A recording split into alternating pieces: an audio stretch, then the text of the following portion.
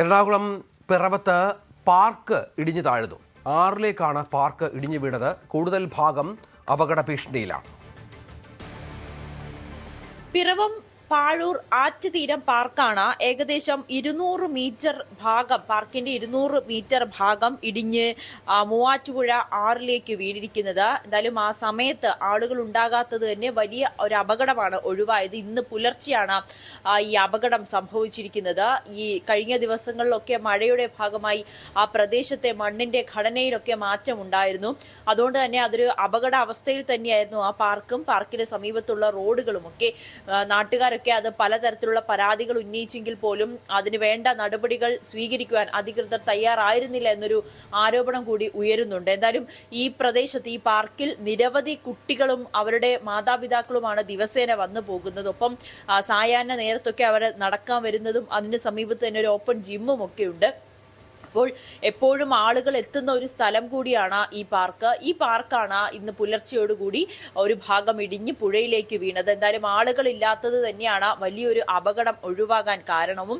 എന്തായാലും ഈ റോഡുമായി ബന്ധപ്പെട്ട് ഈ പാർക്ക് മാത്രമല്ല, അതിന് സമീപത്തുള്ള റോഡുകളിലുമൊക്കെ വലിയ തരത്തിൽ അപകട നിലയിലാണ് നിലനിൽക്കുന്നതെന്ന ആരോപണങ്ങൾ നാട്ടുകാർ നേരത്തെ തന്നെ ഉന്നയിച്ചിരുന്നു, പരാതിയുമൊക്കെ ഉന്നയിച്ചിരുന്നു. എന്തായാലും ഈ പാർക്കും അതിനോടനുബന്ധിച്ച ഇടങ്ങളുമൊക്കെ ഒന്ന് പുതുക്കി പണിയണം, അല്ലെങ്കിൽ അവിടുത്തെ അപകടം മാറ്റണം എന്നൊരു ആവശ്യമൊക്കെയാണ് എപ്പോഴും നാട്ടുകാർ ഉന്നയിക്കുന്നത്.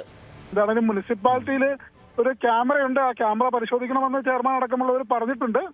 ആ രീതിയിലാണ് വസ്തുത. ടൗണിലുമുണ്ട്. ഇതിപ്പോ പിറവത്തുനിന്നൊരു 2-2.5 കിലോമീറ്ററോളം അകലെയാണ് പാഴൂർ ആറ്റുതീരം പാർക്ക്. അതായത് പിറവത്തിന്റെ ടൗണിൽ തന്നെ ചിൽഡ്രൻസ് പാർക്ക് എന്ന് പറയുന്ന സംഭവം ഇരിക്കുന്നതും ഇതുപോലെ ഒരു പുഴയുടെ തീരത്ത് തന്നെയാണ്. ഇതൊക്കെ വർഷങ്ങൾക്ക് മുമ്പ് പണിത് വെച്ചൊരു സംഭവങ്ങളാണ്. അന്നത്തെ കാലത്ത് മതിയായ ഒരു ബലത്തോടു കൂടിയോ അല്ലെങ്കിൽ മതിയായ ഒരു കോൺട്രാക്ട് എടുത്തിട്ടോ അല്ലെങ്കിൽ മതിയായ ഒരു ആർക്കിടെക്റ്റോ എഞ്ചിനീയറുടെ ഒന്നും ഒരു കൺസെന്റോട് കൂടിയൊന്നും പണിതായിട്ട് പറയപ്പെടുന്നില്ല. ഇതിന്റെ എല്ലാ ഒരു ബലപരിശോധന അടിയന്തരമായിട്ട് നടപ്പിലാക്കണമെന്നുള്ളതാണ് പറയാനുള്ളത്.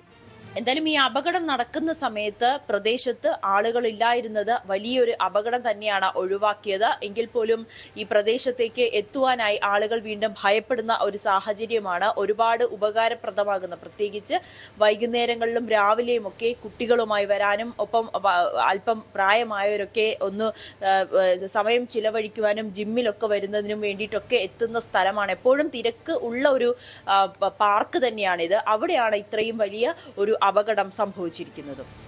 നവമിയാണ് വിവരങ്ങൾ പങ്കുവച്ചത്. കൂടുതൽ വാർത്തകൾക്ക് news 18 Keralam YouTube channel subscribe ചെയ്യുക.